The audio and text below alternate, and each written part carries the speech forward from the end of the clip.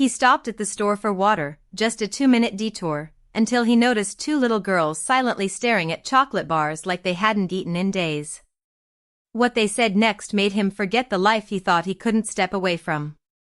Henry Clark didn't believe in luck, compassion, or coincidence. He believed in timing, structure, and measurable return on investment. His world operated with cold efficiency, one built on rules, routine, and results. That's what made him a feared and respected CEO. That morning had been like any other. Back-to-back meetings, aggressive negotiation calls, and a working lunch that involved more strategy than food. By the end of the day, he was physically drained, but mentally buzzing with calculations. On the way home, he made an unscheduled stop at a corner supermarket. Not because he needed much, but simply out of habit. He was about to walk past the candy aisle when something unusual pulled him to a full stop.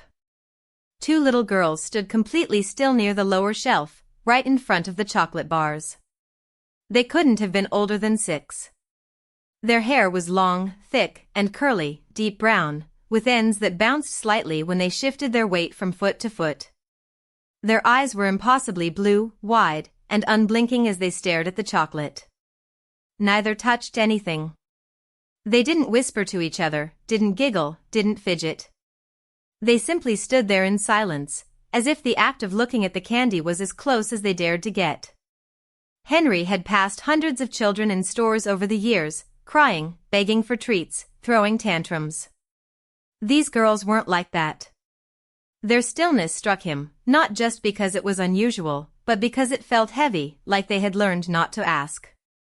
Something about it tugged at him before he could rationalize why. He approached slowly, uncertain even of what he was going to say. His voice, usually sharp and commanding, came out softer than expected. "Are you lost?" he asked. The girl on the left, wearing a pale pink sweater with a tear at the cuff, looked up first. Her gaze didn't waver, but her voice was so quiet he almost didn't catch it. "No, we're just hungry." It wasn't said with drama or desperation.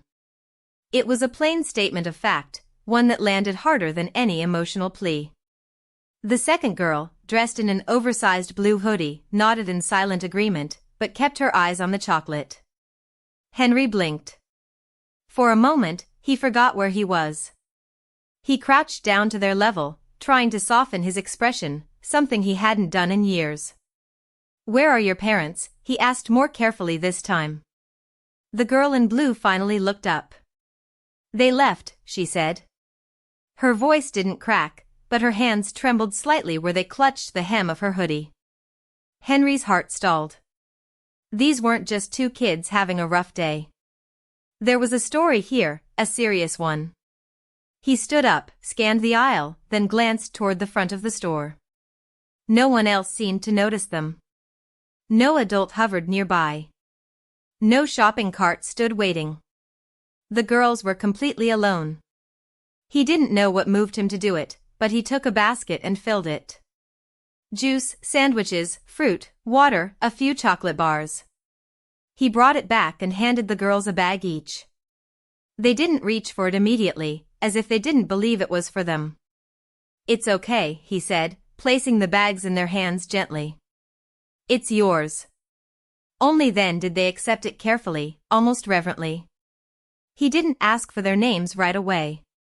Instead, he walked them to the front of the store, paid for everything without a word, and told the cashier quietly to ignore protocol. When they stepped outside into the dusk, the wind picked up, and the smaller girl shivered slightly. He shrugged off his suit jacket and draped it over her shoulders, surprised by his own instinct. "Do you have somewhere to go?" he asked, fully prepared for an answer he wasn't equipped to handle. The girl in pink whispered, "Not really. We ran away from the place they sent us. It wasn't good there." Henry didn't respond right away. He looked at the sky, then at the 2 fragile lives in front of him. In that moment, for reasons that defied logic or planning, he made a decision. He offered his hand and said, "Let's go somewhere warm, just for tonight." The girls hesitated only briefly, then took his hand together, one on each side. As they walked down the sidewalk toward his car, Henry Clark, strict, calculated, cold, felt something break open inside him, and he didn't try to stop it. The drive to Henry's penthouse was quiet, but not uncomfortable. The girls sat in the back seat, buckled in and holding their paper bags of food tightly, as though letting go might mean losing it all. From the rear-view mirror, Henry watched them glance out the windows, wide-eyed, taking in the city lights and buildings, their expressions unreadable but alert. He didn't speak much during the ride. He wasn't sure what to say or how to say it. Words didn't come easily to him unless they were part of a business deal or a financial pitch. This was different. This was delicate. And for the first time in a very long time, he didn't want to get it wrong. When they arrived at the building, the girls hesitated before stepping out of the car. The doorman gave Henry a subtle nod, clearly surprised to see him with children, but didn't ask questions. Henry guided them inside, up the elevator, and into his home. The apartment was sleek, open, and modern.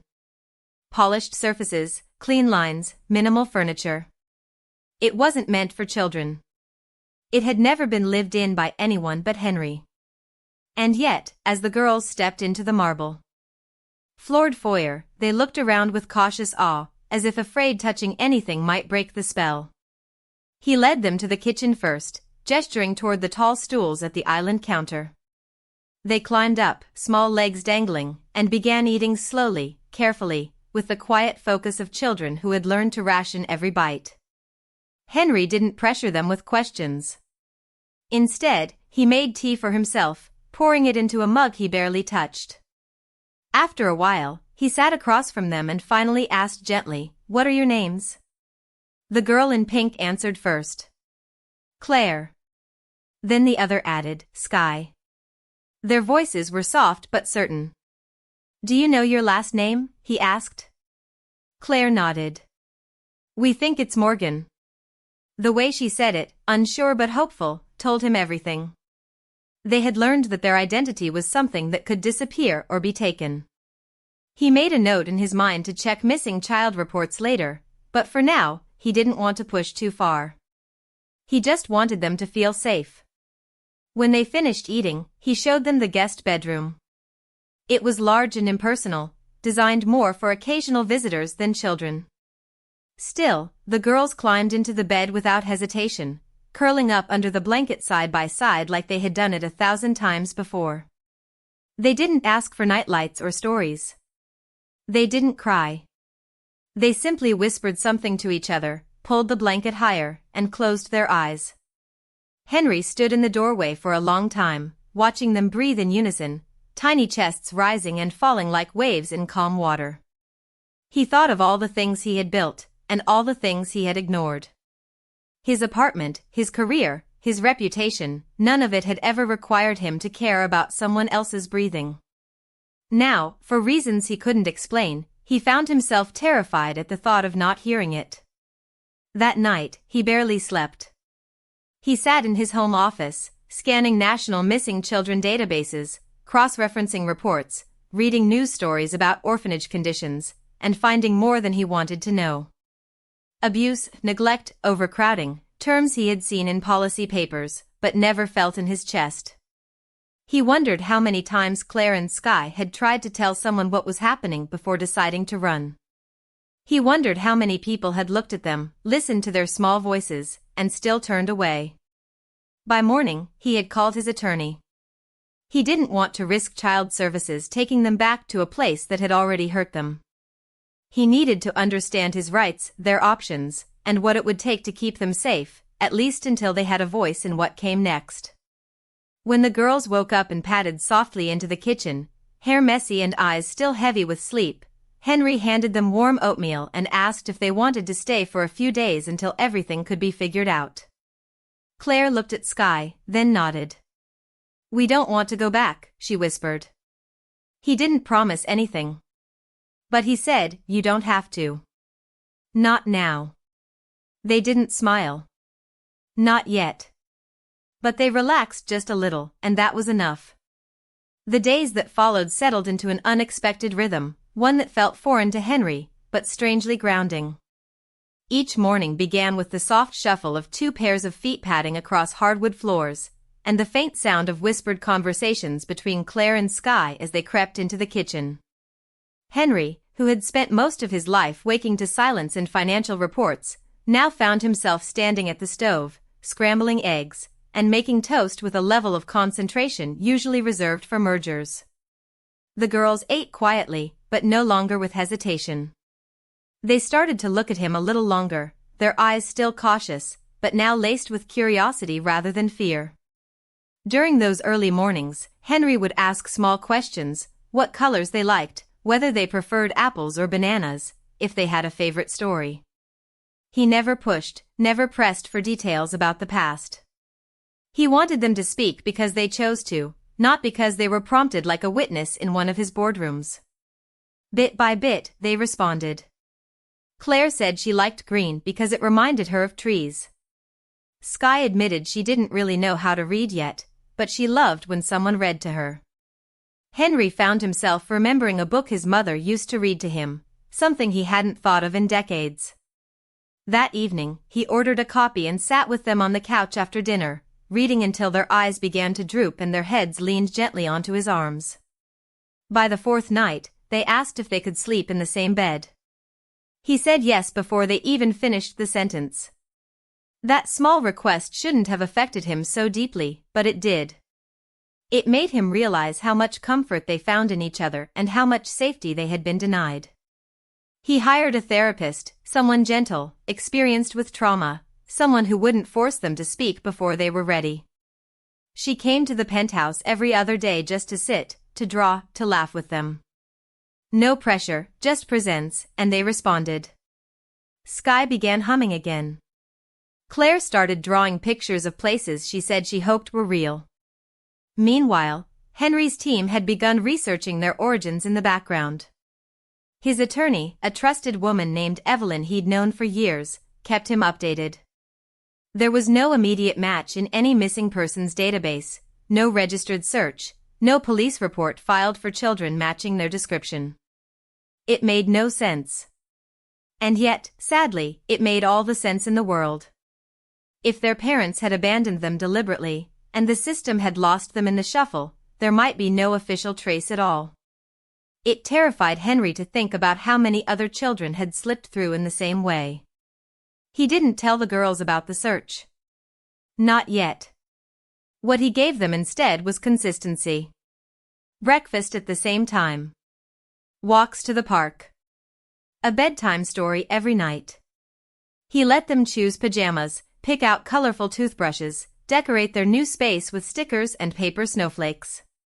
He bought a second-hand piano and placed it in the corner of the living room after Skye tapped a few notes on a toy keyboard at a bookstore and lit up like it was magic. Claire began lining the bookshelves with handmade paper flowers and alphabet labels. The penthouse was slowly becoming something it had never been alive.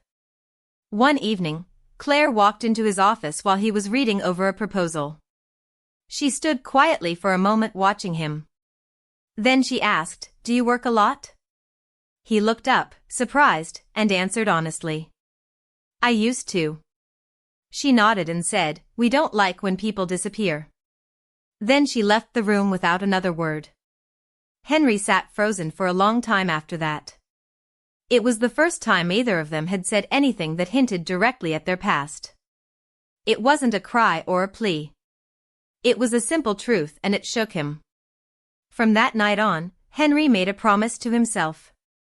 Whatever happened, whatever legal complications or unexpected obstacles arose, he would not disappear. Not from them. Not now. He didn't know yet what role he was meant to play in their story, but for the first time, he didn't feel the need to define it. He only knew he was already in it, and he wasn't walking away. By the second week, the penthouse had shifted from sterile quiet to gentle noise. The kind of noise Henry had never known he would welcome. The soft tapping of small feet running between rooms, bursts of laughter echoing down the hallway, the occasional clatter of dropped crayons or storybooks scattered across the floor. Claire and Skye had developed their own routines, ones that no longer revolved around fear or hunger. They knew breakfast would be waiting for them. They knew someone would ask how they slept and mean it. They knew that when the sun went down, there would be warm light, clean pajamas, and someone nearby in case the dark crept in too deeply. Henry watched it all unfold with a mix of wonder and disbelief. He had lived most of his life believing that everything valuable could be calculated, projected, or purchased. But there was no formula for the quiet trust in a child's eyes when she leaned her head on your shoulder without hesitation.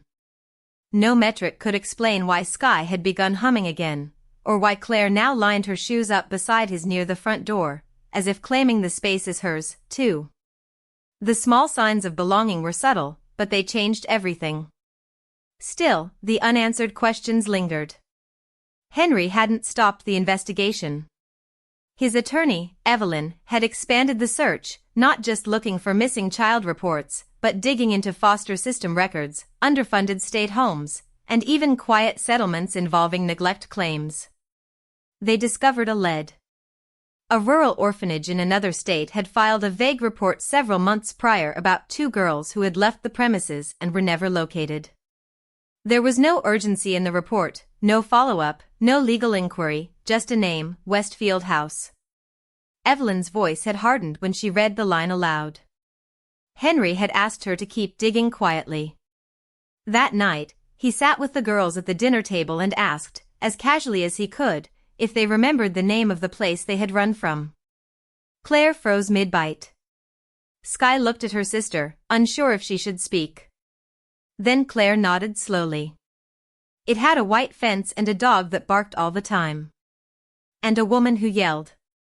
Her tone was flat, rehearsed. Henry didn't push for more. He simply nodded and said, I think we'll make sure you never have to go back to a place like that. Sky reached across the table and took his hand without a word. The next day, Henry booked a flight. He told Claire and Sky he had meetings out of town, but that he'd be back soon, and left them in the care of Mrs. Delaney, a retired school teacher he had recently hired full-time. She was warm, steady, and knew how to make children feel seen. The girls waved him off, and though Sky clung to him a little longer than usual, neither of them cried. That small moment told him just how far they'd come and how much they had to lose if he failed. He flew to Westfield under a different name, arrived unannounced, and walked into the facility as if he were just another donor or inspector. What he saw chilled him. The building was crumbling around its foundation. The children were quiet, too quiet. The staff was thin, distracted, indifferent. When he asked discreetly about 2 girls who might have run away, the receptionist shrugged and said, Kids come and go. Most don't get claimed. Henry left before he lost his temper, before the businesslike detachment in their voices drove him to rage. He sat in his rental car afterward, staring at the wheel, and felt a level of helpless fury he hadn't experienced since childhood. He thought of Claire and Sky sleeping side by side in the guest room and realized he couldn't rest until they were legally his. Back in the city, Evelyn was waiting with court documents already in motion. Henry had instructed her to file for full legal guardianship. There was no parent coming to claim them, no safe place to return them to, and no question in his mind anymore. They weren't guests. They weren't temporary. They were home. That evening, when he returned, the girls ran to the door to greet him. Claire threw her arms around his waist and Sky held up a picture she had drawn, a house with 3 stick figures and the words, Our Place, written in shaky letters above it. Henry took the picture in his hands and knelt down to them. I had to make sure, he said quietly, that no one would take you away. Claire whispered, Did you find the scary place? Henry nodded, and I made sure you'll never go back. Sky smiled, and for the first time her voice carried no trace of fear when she said, Okay, Daddy. Henry didn't correct her. He just pulled them both close and let himself believe finally that this life, these girls, this feeling wasn't something accidental. It was exactly where he was meant to be. 2 days after Henry filed for guardianship, everything changed again. It started with a phone call that came late in the evening, just after the girls had gone to bed. Evelyn's voice was low, steady, but Henry could hear a shift in her tone. She told him that someone had come forward, a man claiming to be the girl's biological father. His name was Thomas Morgan, and he had recently been contacted through an online notice Evelyn's team had quietly posted during the background investigation, hoping to find family who might verify details or provide context. Instead, they got a man with a record and a demand. Henry listened in silence as Evelyn explained that Thomas had confirmed the girls' names, ages, and even birtharcs. The information matched. According to the birth certificates she obtained, he was legally their father. But it wasn't concern or fatherly interest that brought Thomas to light, it was money. He'd seen an article online speculating about Henry's wealth and personal life. He knew where the girls were and who had them now. Through a lawyer, he had filed a motion to reclaim custody, citing abandonment by the mother and asserting his rights as their surviving parent. Henry's jaw clenched as Evelyn spoke. She told him not to panic, that it was just the beginning of a legal fight, not a verdict. But Henry didn't panic. He felt something sharper, protective, cold, focused. He spent that night pacing the living room. Claire had left one of her stuffed animals on the floor. Sky's coloring books were still open on the coffee table. The home felt warm, lived in, deeply theirs. The idea that someone who had never once come looking for them could now barge into their lives and take that away made Henry's chest tighten. It wasn't fear that drove him. It was fury. Not just because the law might give a man like that power, but because it reminded him of how many children were passed between systems like property. He wouldn't let that happen here. Not to them. The next morning, he explained everything to Claire and Sky in the gentlest terms he could. Find. They sat on the couch side by side, holding each other's hands. When he said that someone had come forward, claiming to be their father, Claire went very still. Sky lowered her head. Neither of them cried. Instead, Claire asked, "Do we have to go?" Henry shook his head immediately. "No, not if I can help it." Then Sky looked up and asked, "But what if they make us?" Henry's voice didn't break, but it came close. "Then I'll fight with everything I have." The days that followed were filled with meetings, legal filings, affidavit, and preparations. Henry's lawyers gathered every shred of evidence, the girls' statements, the condition of the orphanage, the neglect in the official records, and Thomas Morgan's criminal history, which included domestic violence charges, substance abuse arrests, and financial instability. Henry didn't want to expose the girls to more trauma, but when the judge asked to speak with them in a closed hearing, they agreed. Claire wore her favorite green dress. Sky held Henry's hand. All the way to the courtroom door. Inside, behind closed doors, the girls told their story. They spoke of being left alone for days at a time, of the shouting and the fear, of the day their mother vanished and their father never came back. They told the judge how they had run away from the home where they were supposed to be protected, how they had met Henry, and how he made them feel safe. Claire said, "He makes pancakes and he listens." Sky added, "He doesn't forget we're here." When the judge asked if they wanted to stay with him, they both said yes at the same time. Henry waited in the hallway during that hearing, sitting on a bench with his hands clasped and eyes fixed on the floor. When the door opened and the girls came back out, Claire ran to him and buried her face in his chest. Sky followed, hugging him tightly around the waist. They didn't say anything and they didn't need to. He held them both and knew that no matter what the judge decided, this bond was real. It wasn't about biology. It wasn't about legality. It was about love that had been chosen, not assigned. That night, back at home, he tucked them in with extra care. They asked if he would still be there in the morning. He smiled and said, "Always."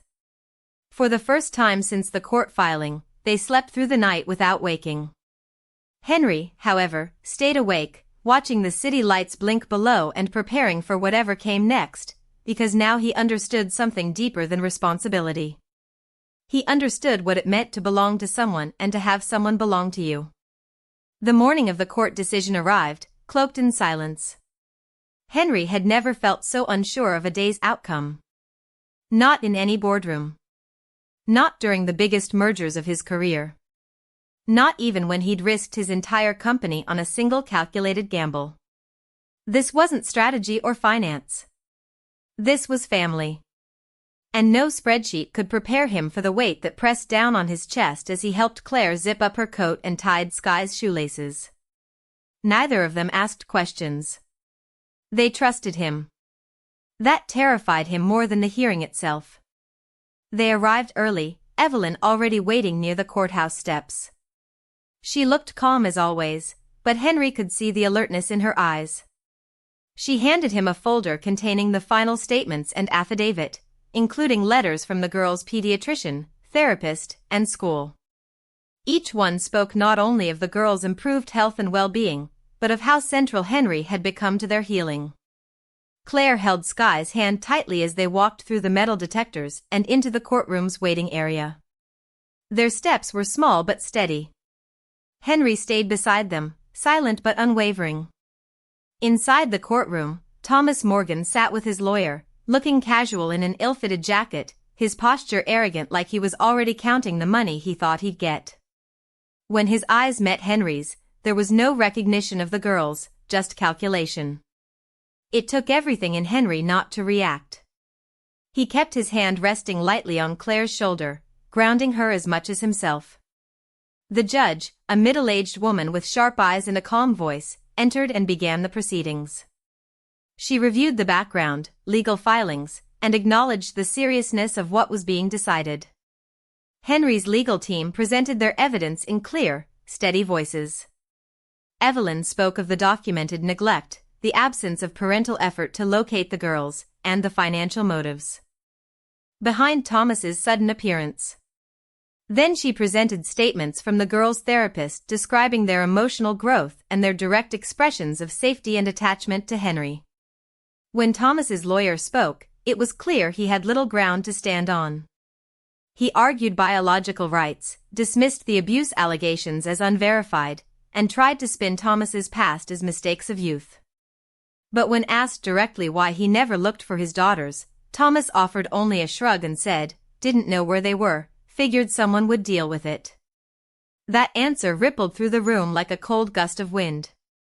The judge said nothing in response, just made a note. Then came the final part of the hearing. The girls were called in privately, away from their guardian and legal teams. They walked in hand, back straight, eyes forward. They didn't cry. They didn't hide. Claire spoke first, saying she didn't remember her father much, but she remembered being scared.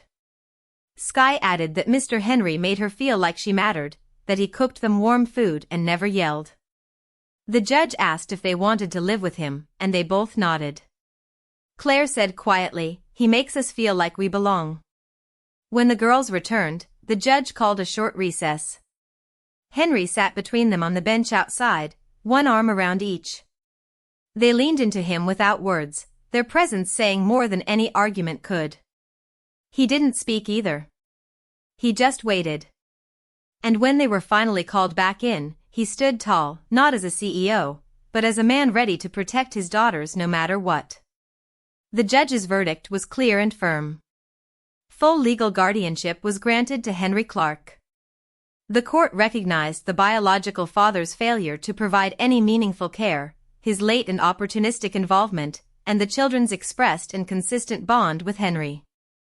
When the words were read aloud, Claire reached for his hand. Sky leaned her head on his side. Henry blinked hard, swallowing emotion that surged to his throat but didn't fall. Thomas stood frozen, expressionless. His attempt at profit turned to ash. The judge dismissed the case with a final note. In the best interest of the children, this family will not be separated. Outside, the sky was overcast, but the air felt clearer than it had in days. Henry opened the door to the car, helped the girls in, and before getting behind the wheel, he paused. For the first time since this all began, he let himself believe it was real. No longer something he was protecting, but something he was building. A future, a home, a family that had chosen each other and fought to stay together. And as he pulled away from the courthouse, Claire looked up at him through the rearview mirror and said, "We're not going anywhere, are we?" Henry smiled, eyes damp, and answered, "Never again." The weeks following the court's decision felt like the beginning of a new season, not just in time, but in atmosphere. The tension that had quietly followed Henry through every room of his home began to lift. There were no more legal updates to brace for, no surprise calls from Evelyn, no anxious looks from Claire or Skye when the doorbell rang. The girls no longer asked if they were staying. They simply unpacked their things, arranged their favorite toys on the shelf in the living room, and began to speak about the future with casual confidence, as if it had always been theirs to plan. Henry started noticing things he never had before. Claire liked to hum while brushing her teeth. Skye always looked for the moon before bed and asked questions about where it went during the day. They had arguments over which cereal tasted better and shared a language of inside jokes he was slowly being invited into. For the first time in his life, Henry stopped setting alarms on weekends. He woke to the sound of laughter, to small feet pattering into his room, to two sets of arms wrapping around him without hesitation or reason. It was no longer strange to find glitter on his shoes or a crayon mark on his kitchen counter. It was life, real, unpredictable, messy life, and he wouldn't trade it for anything. Claire's therapist noted that her posture had changed. Shoulders straighter, voice louder, laughter more frequent.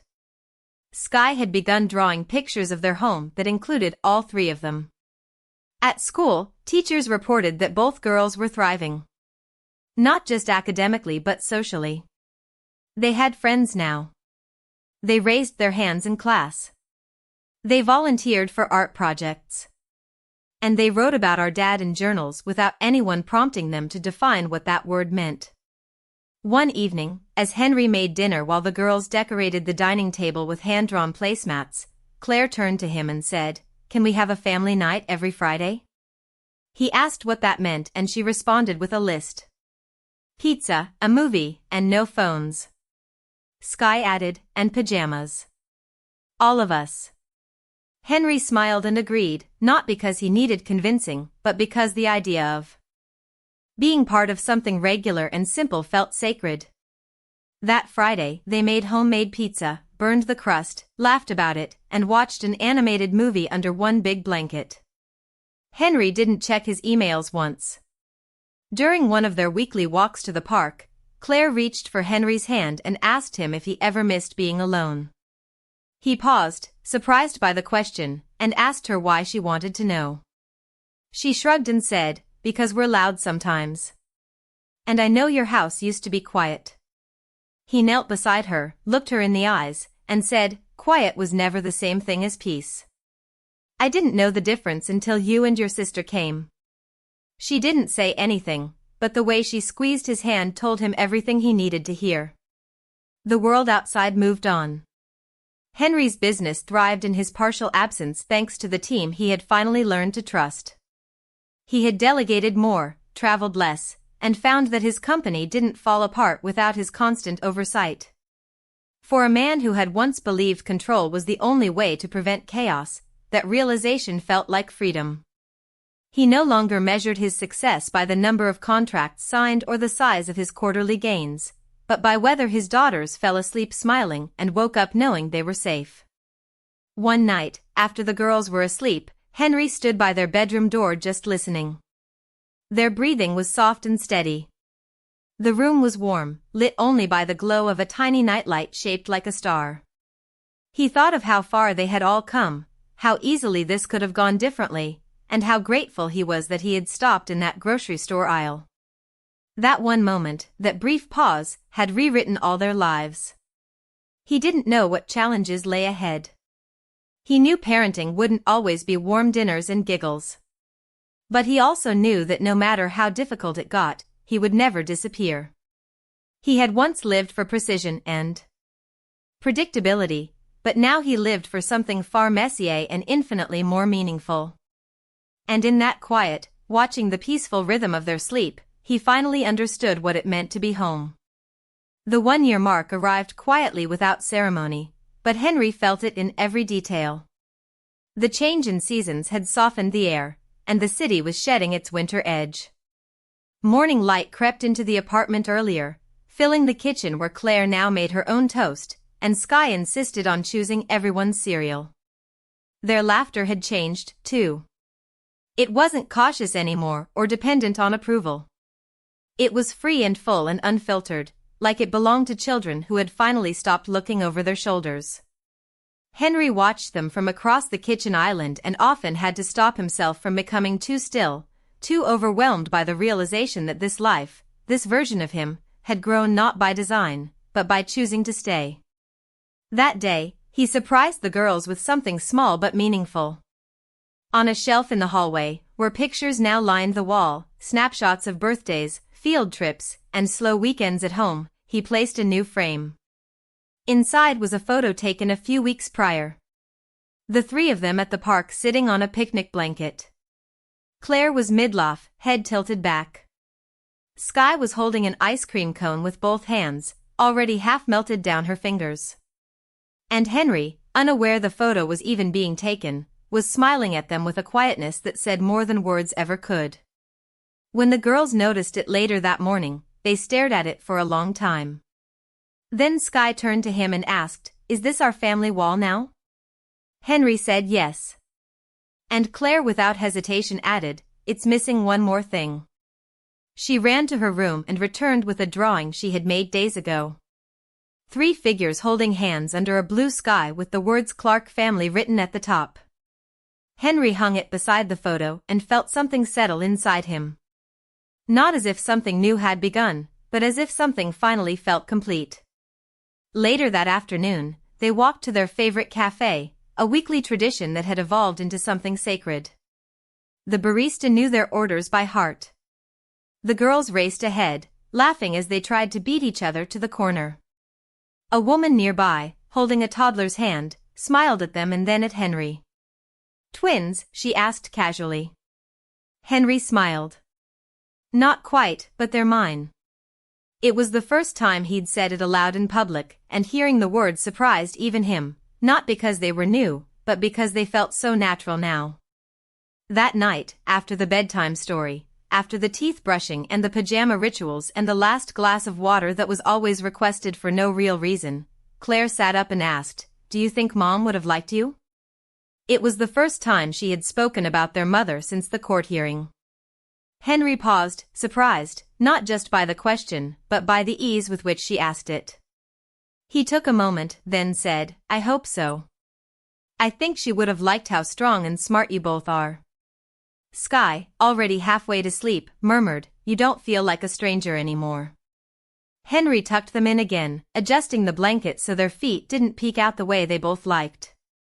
He turned off the light and stood at the door for a while, watching their silhouettes, breathing slowly in the dim glow of the nightlight. He thought about everything they had been through, the weight of the past that had tried to shape them, and the choices they made, 3 lives crossing by accident, then choosing not to let go.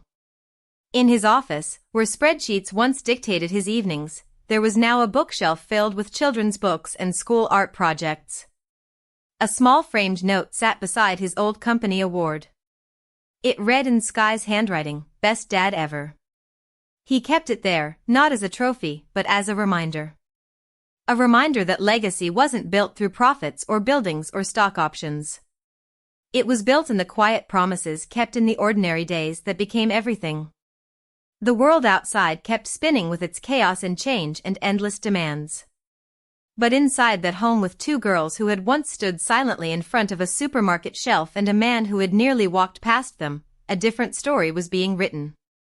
One where fear gave way to love and strangers became something far stronger than family by name. They became each other's safe place. And Henry, once a man ruled by logic, now measured his success not by numbers, but by the sound of 2 voices whispering goodnight and meaning it. The ending of this story is quiet yet deeply powerful. It doesn't shout triumph like headlines do, but instead leaves you with the sense that something truly meaningful has taken place. This isn't a story about wealth. It's about choice. Henry, a man shaped by control, calculation, and distance, found himself in a moment where none of those things mattered. There was no strategy to apply, no deal to close. And still, he chose to stay. Not out of obligation, not because it would look good, but because for the first time, he realized he had someone to fight for. What makes the conclusion especially moving is how the transformation happens in the details. In the first smile, the first whispered, "Dad," the first photo on the wall. It's subtle, believable, and all the more powerful because of it. These girls didn't just find shelter. They found someone who learned how to be needed, not by the world, but by them. This ending doesn't pretend everything is perfect. It doesn't offer fairy tale closure. Instead, it promises something far more honest. That there will still be challenges, still be fear, but they'll face it together now. And that quiet, steady, and real is the most powerful kind of ending there is.